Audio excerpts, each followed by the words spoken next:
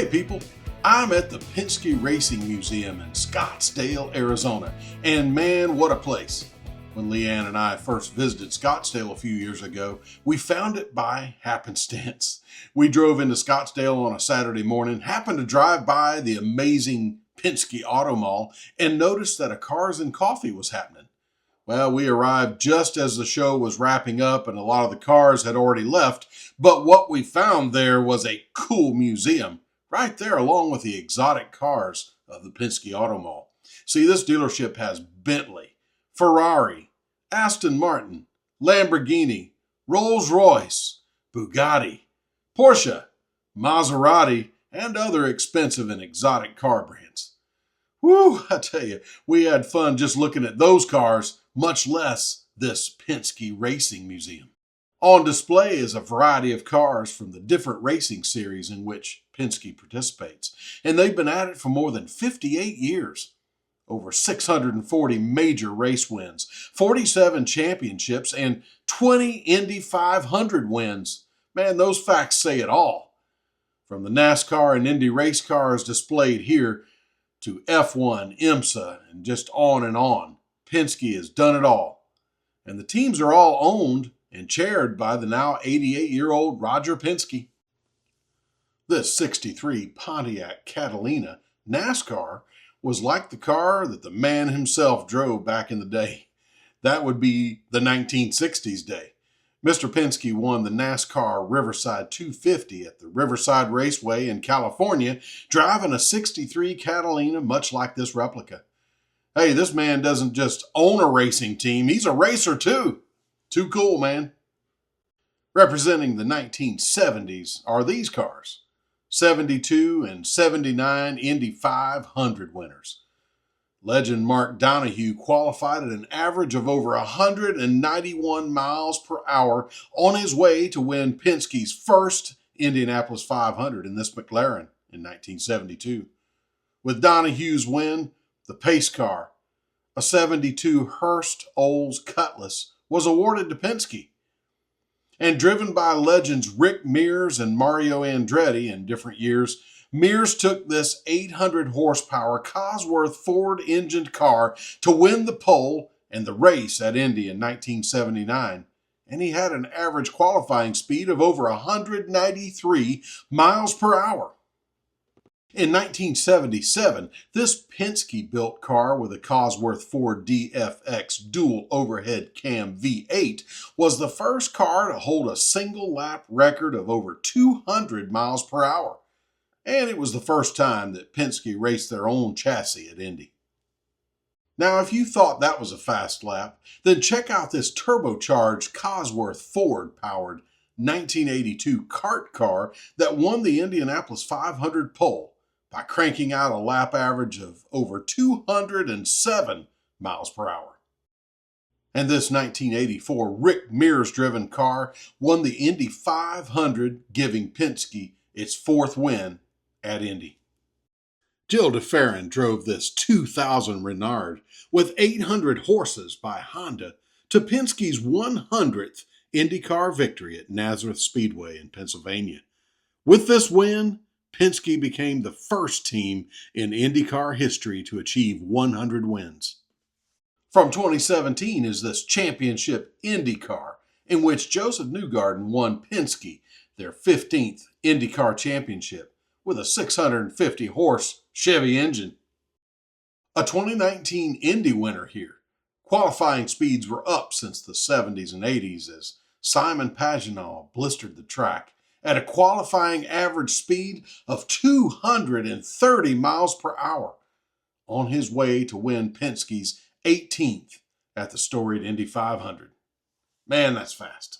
And since Penske won at Indy in 2019, they received the pace car, a Chevrolet Corvette Grand Sport. Each year, the official pace car is awarded to the race winner at Indy, and Penske has quite a few of these pace cars, as you can imagine. This Corvette was driven by none other than the legend and one of my favorite drivers, Dale Earnhardt Jr. 2022 was a good year in IndyCar racing for Penske when Will Power won Penske's 17th IndyCar Series Championship while driving this 650 horsepower Chevy-powered IndyCar. Hey, and a side note is the chassis and the bodywork of this car are made of carbon fiber. And since I've spoken of kart and IndyCar, here's a brief history of open-wheel racing in the U.S. USAC, or the United States Auto Club, was the sanctioning body for open-wheel racing and the Indianapolis 500 from 1956 until 1979, and after the AAA, or the American Automobile Association, withdrew from racing. Well, in 1979, the open-wheel racing owners became dissatisfied with USAC, so they started CART in 1979. CART is Championship Auto Racing Teams sanctioning body. And CART was the dominant open-wheel racing organization in the U.S. until it went bankrupt in 2003. After that, the assets of CART were merged with Indy Racing League's IndyCar series to form the open-wheel racing series that continues in the U.S. to this day. Many of you may remember the IROC, or International Race of Champions. It's a racing series that ran from the 70s through the 2000s, and Roger Penske was a founder of the organization. Identically prepared stock cars built by one manufacturer, thereby theoretically achieving parity among the cars.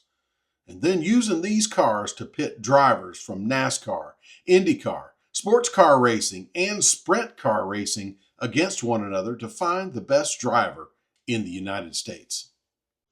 And from the inaugural year of IROC, 1973, this Porsche RSR has an air-cooled 3-liter flat 6, pumping out 316 horsepower, and a name you might recognize from repeated mentions in my videos is driving, Mark Donohue. Mark won 3 of the 4 IROC races that year and clinched the IROC championship along the way. Here's one from Down Under. In 2018, Scott McLaughlin took this 5-liter, 650 horsepower Ford Falcon to 9 race victories out of 30 races that year, and ultimately to the Australian Supercars Championship, his first of 3 championships for Penske.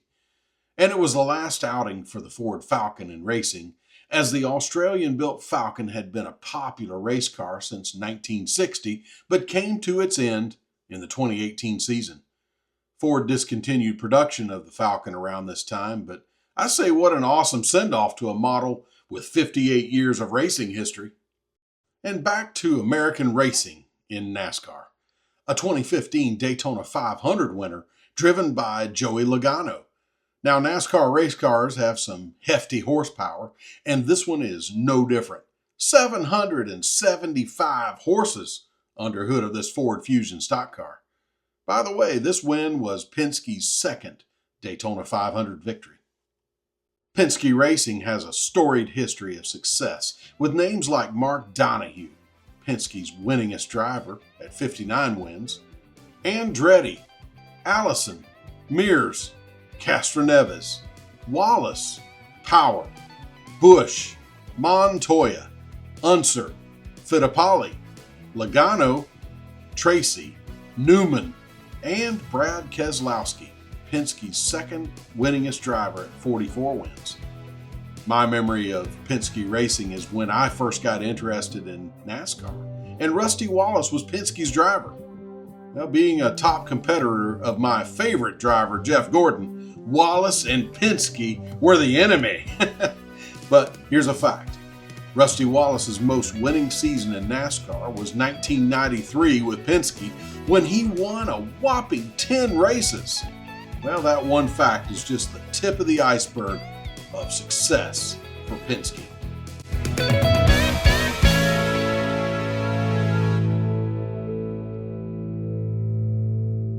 Thank you for joining me. God bless and peace.